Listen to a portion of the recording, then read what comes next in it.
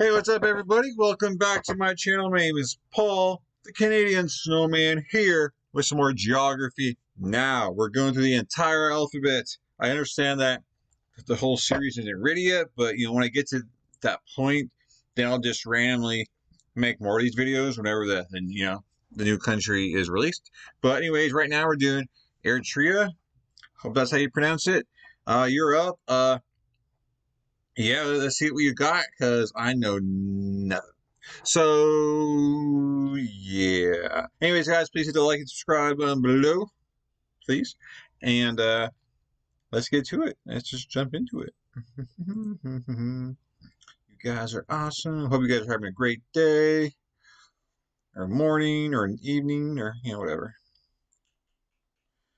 All right. Happy St. Patrick's Day. It's actually St. Patrick's Day for me right now. And I don't have any green on. But anyways, while I'm recording this, it's, St. Patrick's Day, but obviously this video is going to be released the day after. It doesn't matter, though. Anyways, let's get to it. Yes, they eat the same food, look the same, have the same religion, speak kind of the same, and have the same general historical roots. But do not call these people Ethiopians. Okay. It's time to learn geography. Now! Hey everybody, I'm your host Barbie. Did you know that Italy tried to take over parts of Africa? Yeah, and it didn't last that long, and it didn't end very well. But it happened. But first... Okay.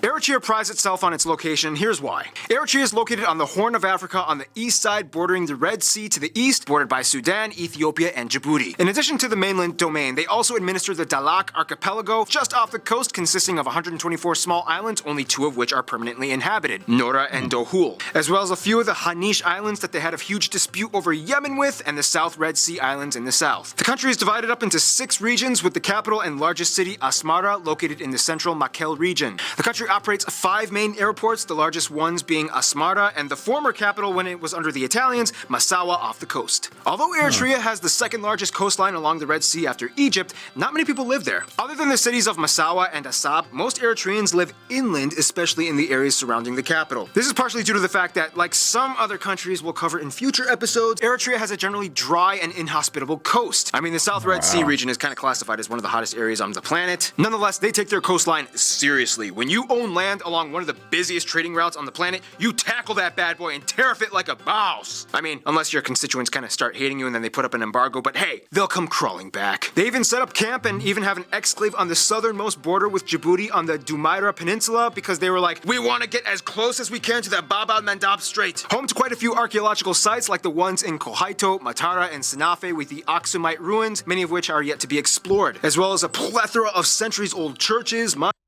That's gonna suck to have a coastline and you beachfront. Be cool to have some beachfront property, but I guess it's just not possible. I mean, I guess you'd have to have a lot of work done to kind of make it work. I guess that'd be right, huh? But interesting. Aksumite ruins, many of which are yet to be explored, as well as a plethora of centuries-old churches, monasteries, mosques, and mausoleums hidden along the cliffs on the outskirts of towns. The point is, with whatever land that they do have, they work to the best of their ability to feed their ever-growing population. Let's explain. Good for them.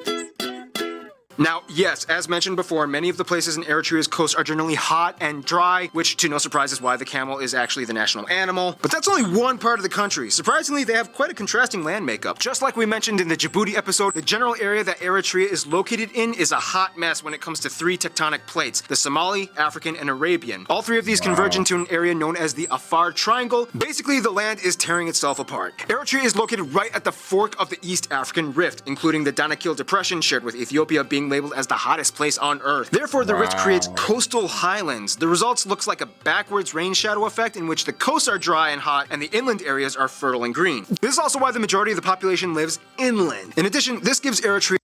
I guess that makes sense why nobody would want beachfront property. It kind of answers it for me. So, anyways. Yeah, look at that, man. Woo! Areas are fertile and green. This is also why the majority of the population lives inland. In addition, this gives Eritrea a few volcanoes, most of which are Holocene and extinct, but then again, Nabra was thought to be extinct until it kind of went buck wild in 2011. Inland, you can find a range of landscapes from subtropical rainforests like the ones at Filfil, or you can find Yeah, like even if I had like a volcano that's been inactive like for forever, if it was like in my backyard, I still have like a small fear one day this thing's just gonna blow. Have you ever guys had that feeling there? If anyone lives there, like, does anyone ever think about that? You think that maybe I should move a little farther away? I don't know. That would be just in the back of my head the whole time.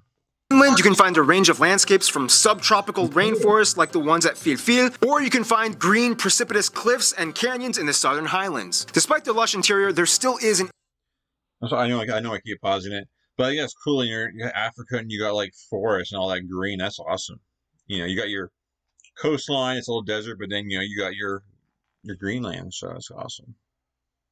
issue with desertification and drought. The entire population is required by law starting at age 15 to take a month off and terrace hillsides with rocks to prevent erosion and hold in moisture. 80% of people live off of agriculture, in which crops like barley, beans, lentils, sorghum, and the interestingly small grain teff is grown. Animals thrive in many parts of the country, especially in the lush interior regions. Over 500 different species of birds can be found, as well as mammals like warthogs, aardvarks, hares, gazelles, and hyraxes. In terms of predators, Eritrea seems to have more canine species than feline. Wild dogs, golden wolves, and jackals and hyenas dominate the highlands and plains. Resource-wise, Eritrea actually has a pretty decent diversified economy. However, two things they thrive off of are livestock and gold, specifically sheep and goats in the livestock. Gold has actually been mined here for centuries and makes up about 15 or so % of the exports. Hold on to your horses though. Even though they have a lot of gold, they still have quite a ways to go in terms of economic development, which gets a little controversial. Let's discuss that in. Okay, so like mentioned before, Eritreans and Ethiopians will admit that they both have incredibly similar cultures, traditions, belief systems, and even language structures. In every reasonable sense, they are kind of like cousins. However, do not call Eritreans Ethiopians. Okay. First of all, the country I will has about not. 6.5 million people and has doubled its population since the 1990s. The country is made up of 9 distinct ethnic groups, the largest ones being the Tigrinya at 55% and Tigray at 30%, and the remainder come from groups like the Saho, Kunama, Bilen, Rashaida, and others.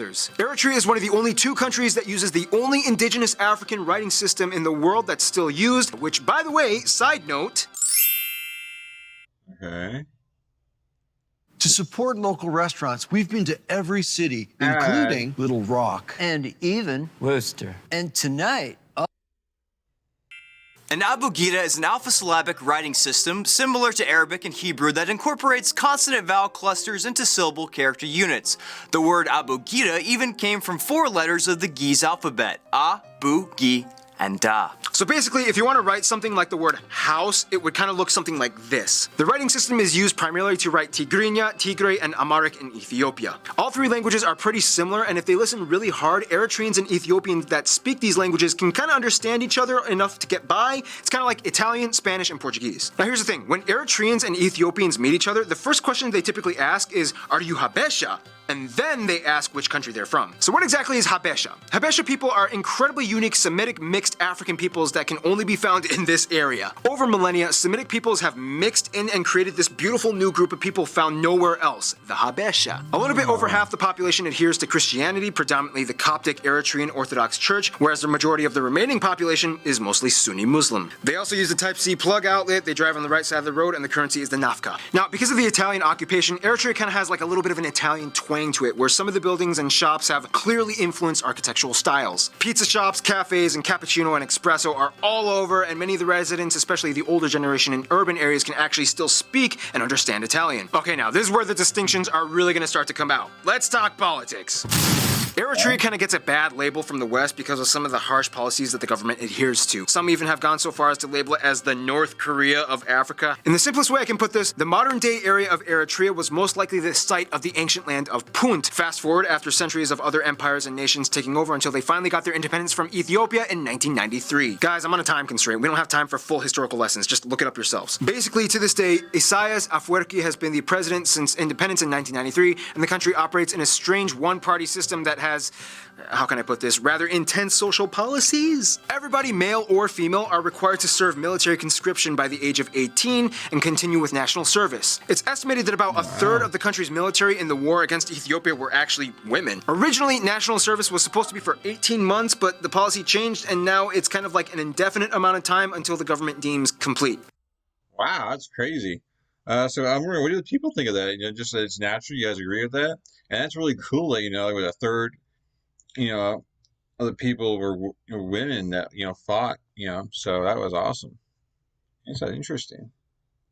But the policy changed, and now it's kind of like an indefinite amount of time until the government deems complete. This has been a huge hotbed of controversy for many of the citizens, since some have ended up serving for years and really have no say in it. This has also caused quite a few Eritreans to leave on a daily basis to avoid the conscription laws. The government defends itself by saying that they strongly emphasize the strength and wealth of a unified nation that works moving forward together. This is also one of the reasons why Eritrea doesn't accept most forms of foreign aid, believing that handouts will enable the citizens into an unhealthy dependency. The government has actually kind of done a relatively good job at prioritizing the national budget towards education and health, though. This has in return helped them reach their goals of essentially eradicating polio and most cases of malaria in the entire country. The problem, though, is that there's almost no economic movement, especially in the private sector, with an average annual income of around $600 a year. So essentially, the people are fairly healthy, but poor. Cycling is a popular sport out here, though, and they actually host one of the most difficult routes in the world, the Asmara Karen Road. A lot of people from all over the world like cycling that road for some reason. Let's talk more about the people who are kind of interact with this country, shall we?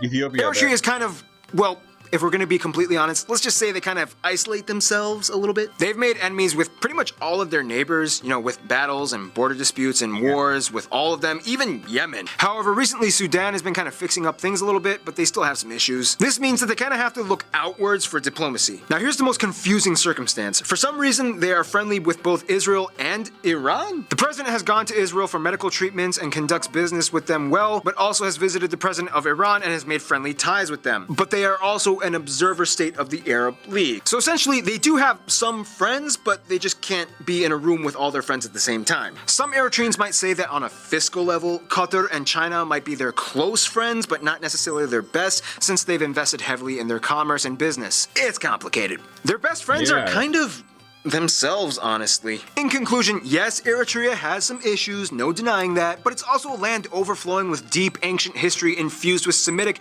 African influences, coastal sea lovers, with a few leftover shavings of Italian spice mixed in there. And that's pretty unique, isn't it? Stay tuned. Estonia is coming up next.